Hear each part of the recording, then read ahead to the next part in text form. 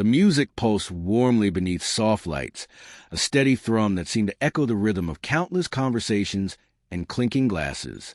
Laughter floated through the air like perfume, light and untethered. People swayed on the dance floor, voices blending into a blur of celebration. I stood by the snack table, a half-empty plastic cup cradled in my hand, trying not to look as out of place as I felt. Across the room, my wife stood radiant in an emerald dress, her laughter chiming among a circle of friends. She moved with such ease in these spaces, slipping into her social world like water finding its way through a stream bed. Fluid, natural, effortless. I, meanwhile, felt more like a stone on the riverbank, solid, quiet, immobile. Unseen, we had arrived together, but that seemed hours ago. I had tried earlier to join her circle, smiled, offered a light joke, rested a hand on her arm. She gave me a polite nod, a faint laugh, then turned away before my hand had even fallen back to my side. I lingered a minute, waiting for her to glance back, to notice, to include. She didn't, so I stepped away, careful not to let the sting rise to my face. The room pulsed with life, people caught in the rhythm of night, hips swaying and hands lifted as the DJ blended song into song. I leaned against the wall, the cup still in my hand, now mostly empty. Every so often, I checked my watch, wondering how much longer I needed to stay before my quiet exit would be seen as discreet rather than sulking. I wasn't angry with her, not quite, but something dull and heavy pressed behind my ribs. A quiet ache, a sense of vanishing. 5 years of marriage. Time changes things, of course. That's normal. But tonight felt different. Tonight, it felt like I wasn't part of her world at all. Like I was something forgotten, misplaced.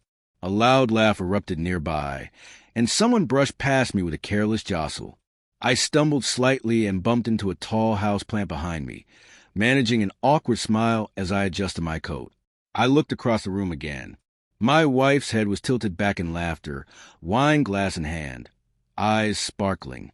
Beautiful, alive, present, for everyone else. Not once had she invited me into a photo. Not once had she introduced me to someone new. When someone asked if she'd come alone, I heard her reply with a chuckle, "No, my husband's here somewhere." The word stung more than I expected. I didn't know what bruised me deeper, her indifference, or how casually she had cast me aside. I pulled out my phone, scrolling with no purpose, trying to look absorbed. Anything to keep from seeming idle and out of place. That's when she walked up, someone I hadn't expected. She appeared out of the crowd like a breeze through a heavy room. A woman in a navy blue dress, close to my wife's age, with bright eyes and a smile that didn't feel forced. Her voice was soft, kind. "Hey," she said, tilting her head. "You look like you're about to disappear into the wallpaper." I blinked at her and gave a sheepish chuckle. "Feels like I already have." She smiled, studying me for a moment. "I've seen you before. You're Hannah's husband, right?" I nodded. "Yeah, that's me." "I'm Tessa," she said, offering her hand. "We met once, briefly, at that art gallery thing." "Oh," I said, taking her hand. "Right. I remember." She hesitated for just a second, then said something unexpected. "You okay? You look kind of lost." I exhaled without meaning to. Shrugged. Just not really my scene, I guess. Her laugh was gentle, not mocking. Mine neither, but you don't have to stand here like a forgotten statue all night.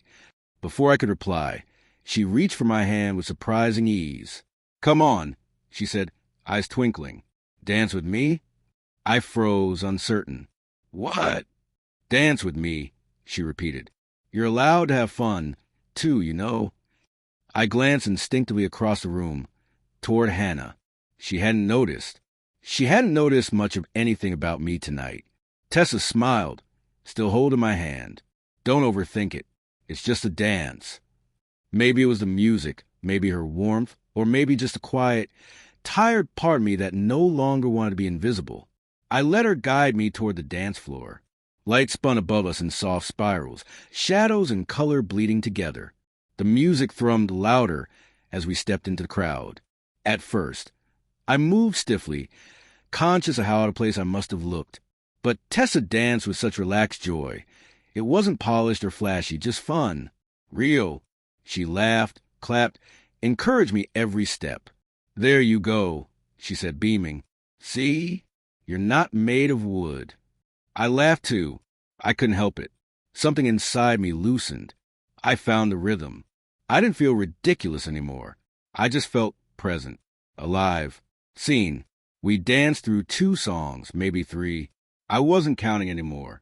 The party carried on around us, but we carved out a little moment of peace in the chaos. For the first time that night, the ache in my chest began to ease. Eventually, I caught a glimpse of Hannah across the room. She was staring. Her wine glass still hovered near her lips, but she wasn't speaking. She wasn't laughing anymore. She was watching. I kept dancing, though something stirred inside me. Part confusion, part something else. Vindication, maybe a bit of quiet resentment. I didn't analyze it too closely. When the music faded, Tessa leaned close and gave a soft smile. "Thanks for saying yes." "No," I said quietly, meaning every word. "Thank you. I needed that." She squeezed my shoulder, then slipped back into the crowd like a passing warmth. I stood there, breath catching up with me, unsure what came next. A moment later, Hannah approached. Her face was tight, her expression unreadable. "You were dancing?" she asked. I met her gaze. "Yeah," I said simply. "With Tessa?" She asked me. I replied, "And you were busy." She didn't answer right away. Her fingers played absently with her bracelet, her eyes lowering. I didn't realize you were feeling left out. I didn't speak. The weight of everything unsaid hovered between us. "I'm sorry," she said at last, her voice low. "I guess I got caught up." I nodded slowly. "It happens." For the first time that evening, I felt her looking at me, really looking, not glancing, not distracted. Me. "Do you want to dance?" she asked quietly. I hesitated. "Only if you want to," I said. "Not because you feel bad." Her eyes softened, uncertain but honest.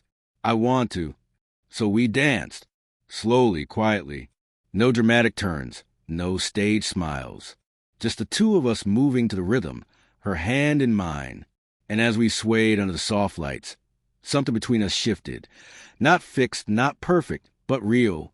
For the first time all night, she was with me. And maybe that was enough. For now,